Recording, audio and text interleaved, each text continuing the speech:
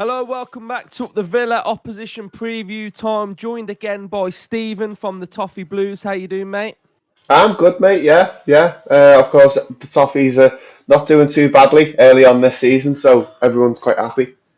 I know, to be honest, the last couple of years, every time I've done a Everton opposition preview, you've all been a bit down in the dumps and that. So I imagine this time you're going to be feeling a lot better. So how are you feeling as an Evertonian going into the season and how you've started it?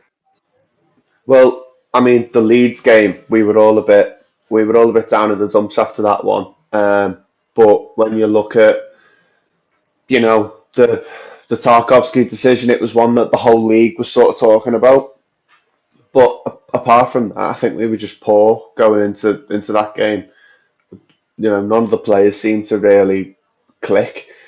The Brighton game, it just sort of turns it all around. And really, the main reason for it has been Jack Grealish, and I'm sure we'll chat a bit about him, in a couple of minutes. But look, Moyes has completely changed the feeling around the club. It was a very dire place to be under Sean Dyche. It was Asian players constantly. It was just it now it feels a lot younger, a lot fresher, and it feels like we can have a go against anyone in the league. So yeah, long story short, it's a lot better than it was this time last year. Yeah. Yeah, it did feel from the outside, it was a bit like Groundhog Day, looking at Oh yeah. Everton with Dyche and stuff. And I always felt like moving into the new stadium, sort of just a new lease of life, a fresh change. And you brought David Moyes in, and we played you in your first game under Moyes. And to be honest, it was quite tight and you played quite well. And we ended up winning 1-0 with an Ollie Watkins goal. But just talk to me about the new stadium and what sort of David Moyes has brought, because obviously he had great success in his first stint at Everton, getting into Europe, etc. So how are you sort of feeling now he's back? Well, I mean, for people around my age, he is all of our childhood. To be honest, we were so used to him because we knew how he'd set up in games, the type of players that he wanted to bring in, and I think really it was what Evertonians were crying out for. I mean, since we let David Moyes go in 2013, I think we were constantly looking for that sort of that reassuring sort of hand on your shoulder. We've had a lot of managers since then. None of them have been able to sort of you know get on the side of the Evertonians, basically. I mean, Roberto Martinez did a little bit in his first season, but um, David Moyes gives just enough sort of slack to the Evertonians that he can rein them back in. And I think really since he's come back in, it's I mean it's just been a bit of a breath of fresh air the way he plays. It helps that when we're behind in a game or we're level in a game, he'll adjust depending on who we're playing. Whereas I think with the case with Everton, we've had a lot of stubborn managers who have just been, "This is my way. It's my way or the highway." Um, and yeah, it helps that we know that we can put a bit, hold a candle to these teams, and we're going to be a bit more exciting, and we're going to get hard-working players who can sort of play the Everton way, because I think of all the people, David Moyes gets that more than most. Yeah, we'll talk about your recruitment then. Is Moyes just looking at players with low socks, or is he is he like, what are we doing here? Because we've got Drewsbury Hall, Grealish, Diblin, and Dye all got low socks. I mean, what's going on? Yeah, I mean, I think I was talking about this, and you cast your mind back to this time last year, and Dwight McNeil was probably our best attacking um, sort of outlet. And in games where he was injured or something like that, it was constantly, "Oh, we need Ndai back. Sorry, we need McNeil back, and we need Ndai back." But even then, I don't think Ndai looked as good as he does now. Um, Now there's so many options. I mean, we're looking at. on the bench. I mean, the likes of Charlie Alcaraz is on the bench. Tieno Barry is on the bench. Um, so we're now being able to look at the bench and go, oh, who are we going to bring on if this isn't working? And the players he's brought in really just seem to be a quality, a level much higher than what we had. I mean, when you think about it, Luke, we replaced Abdoulaye Doucouré with Kiernan Dewsbury Hall, and you know, Doucouré was one of the players who the Evertonians loved, but he was so frustrating, and he wasn't going to be a player who could take us into that new era. Dewsbury Hall just seems to move the ball so quickly. He moves it quickly. He's got skill. He can score, as we saw against Wolves. So really, it like I said, it's just a breath of fresh air because um, all these players seem to be a level higher than the level that we've been playing at for the past sort of 3-4 years. One you've not mentioned there, then Grealish. So, how are you feeling about Grealish? Because from the outside, he looks back to the Villa Grealish. I mean, I've watched both your games against Wolves and Brighton, and it's a kind of a carbon copy of where he picks the ball up, what he does with the ball, drags players and pulls players towards him, that gives space to say Dewsbury Hall, and his assists are there 4 in 3. So, how are you feeling watching Jack Grealish at Everton? And it kind of does feel a bit of like a perfect fit. With Grealish, it feels a bit like when Dean Smith had Grealish, if that makes sense. A club that, you without saying any disrespect, right now you're kind of like mid-table, aren't you? Really, you've not got into Europe, and you've been in around the relegation, and that's where Grealish was at Villa. So, sort of, do you feel like Grealish can kind of take you to that next level this season? And how do you feel watching Grealish? Well, to be honest, I think a lot of Villa fans will have had, this kid's quite raw, but he sort of can stand up and be one of the better players in the Villa team. With Everton, I think he's bringing a slice of Man City to it. So it feels more like when he gets the ball, say run under the cosh and stuff like that, and he's just thinking, just stick Grealish with it because it'll stick to him, and you know that he's not going to give the ball away. He'll win you a foul, and he brings a slice of that world class Man City, um, you know, Champions League winning, Premier League winning mentality to the team that maybe he didn't have when he was at Villa. So I wouldn't say he's exactly the same. I think he's a nice mix of both between his Villa and his City days, and I think it's really just something we've been crying out for. The Evertonians love picking a player and just getting behind him. We've seen it with Iliman and Dye, and Jack Grealish is the exact same because he can, like I'm saying, Luke, he is a level above the players that we've been dealing with. He plays so nicely with Dewsbury Hall, and when you look at the players that we've had, uh, and he comes in, he's got a real know-how on how to win football matches. And I mean, yeah, the way he's playing looks so much more free. I don't know if that's because other teams are going, it's Everton, we don't have to man mark everybody. I don't know if that's the case. But I think a lot of it is due to, and I think everyone will agree that at City, you're a cog in the machine. You're one of the wheels that makes this big machine go. Jack Grealish can't be that. Jack Grealish he's a style he's a stylish footballer, but I think he's also a human footballer. He thrives from fans chanting his name. He thrives off getting fans off their seats, and I feel like it had gone a bit stale there at Manchester City. So at Everton, it's a perfect click because we're very critical over the players that we get. We're very critical over how well players are playing. But when they're playing as well as Jack Grealish is now, he's got nothing to worry about. And I'd be very surprised if we don't sign him permanently as well.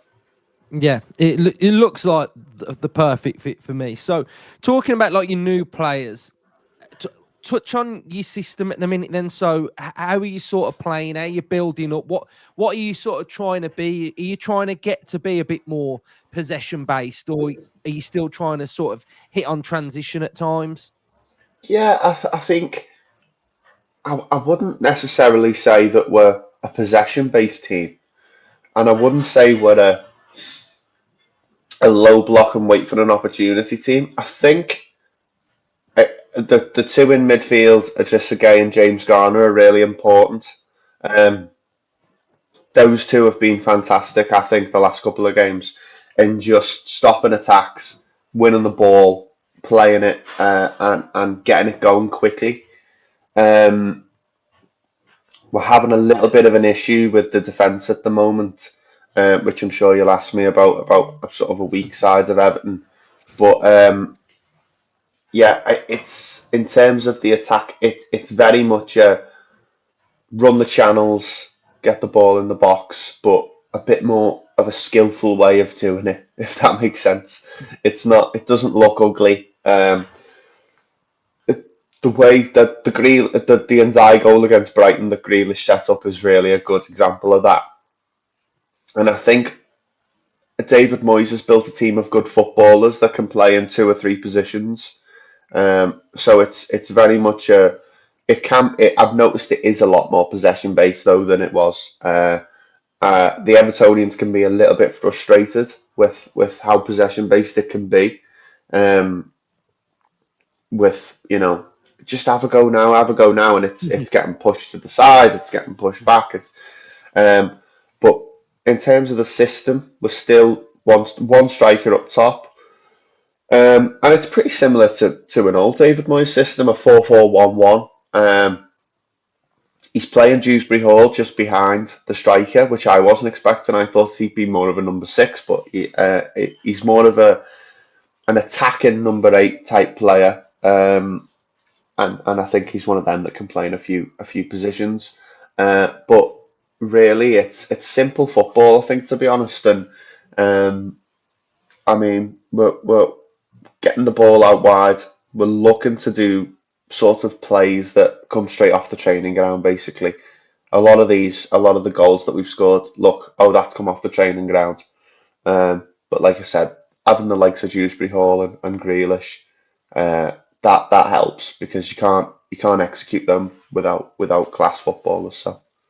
Yeah, you mentioned the defense there as well then. So I've done a tactical episode and I've kind of noticed that if you can get in behind your midfield two, your back four is a little bit exposed at the minute. Why do you think that is? Do you think it's sort of finding the balance between attack and defending at times? And if I think about Everton's defense, I think it's like rock solid. It's like it's strong. But the goal against Wolves, sort of like that back post where that player sort of got in front of Mikalenko. Why do you think it's a balance issue, or do you think it's something that can be solved quite quickly? Well, I mean, I'm no tactician. I'm not. I can't hyperanalyze it. But when I look at them, having Jared Branthwaite injured is a big problem for us. Michael Keane stepped in and been okay, but he just isn't that quality ball playing centre half that Branthwaite is. Mikalenko is again.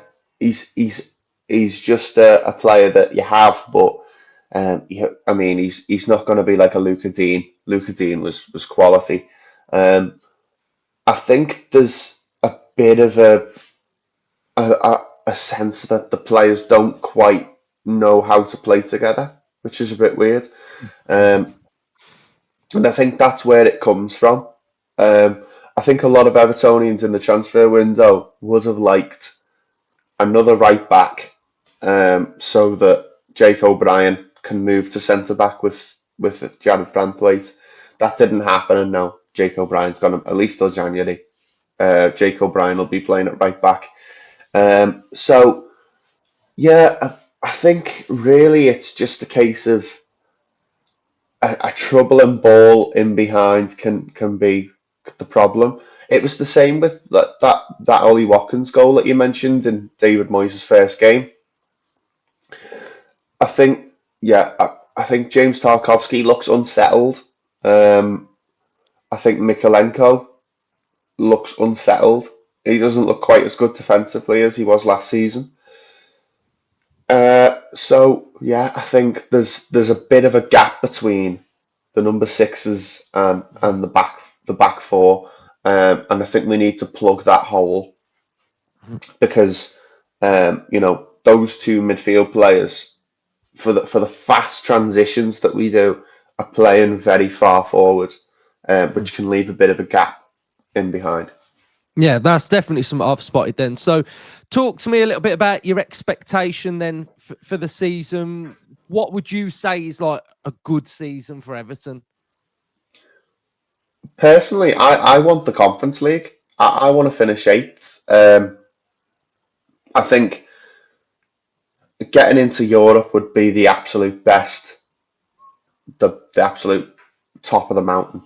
Finishing in eighth last season, and I mean we were only 5 or 6 points away from it last season, and of course, we were absolute pants for half of it.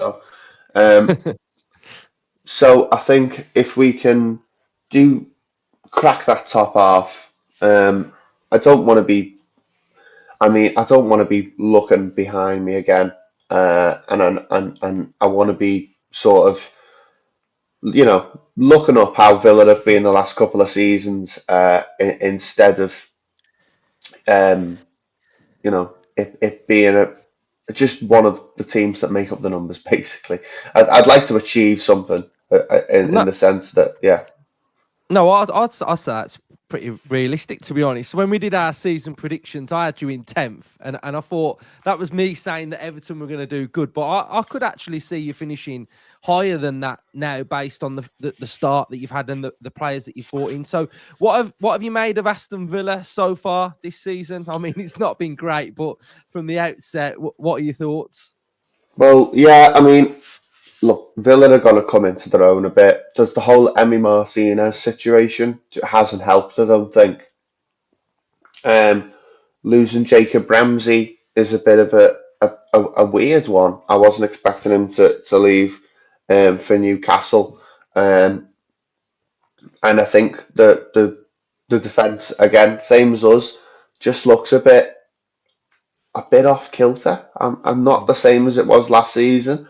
Villa don't look as scary as they did last year, um, but I think Villa will be okay. I think coming into this game on Saturday, I think Villa can be quite optimistic.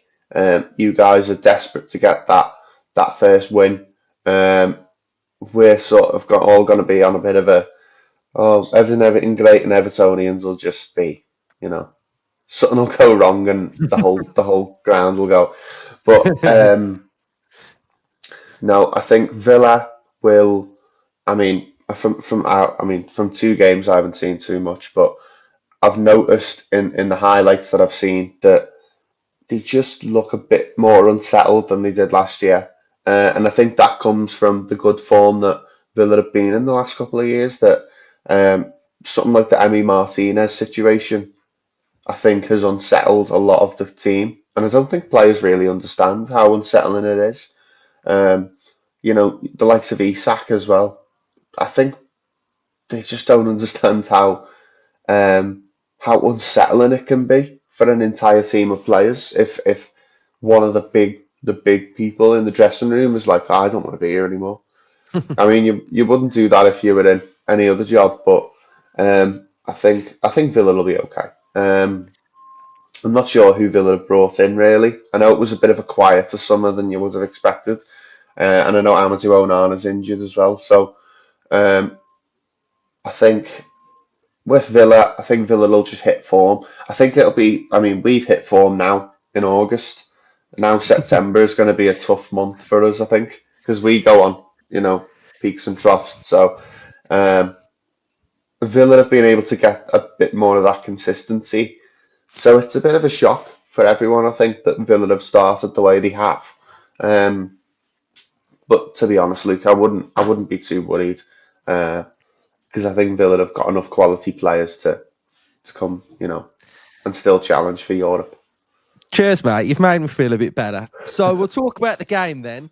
So one player we did bring in on deadline day, Harvey Elliott from Liverpool. Hopefully he's gonna come back and sort of be that player that a familiar foe from sort of like the opposition on the other side of Liverpool. So what do you think Villa can expect from the game? How do you see the pattern of the game sort of playing out? Well, I mean, I think if I was a Villa fan, and I know this is rich coming from me because you'll analyse it from a Villa point, but I think for us, there's going to be a bit of a not hangover, but there's going to be a bit of a. We've got our good start. We've got our 6 points. Um, Villa are going to be absolutely desperate to get 3 points on the board. Coming to the new stadium, being the first team to win there. Um, so I think I can see Villa coming into the game, dominating the ball, and trying to unsettle the crowd.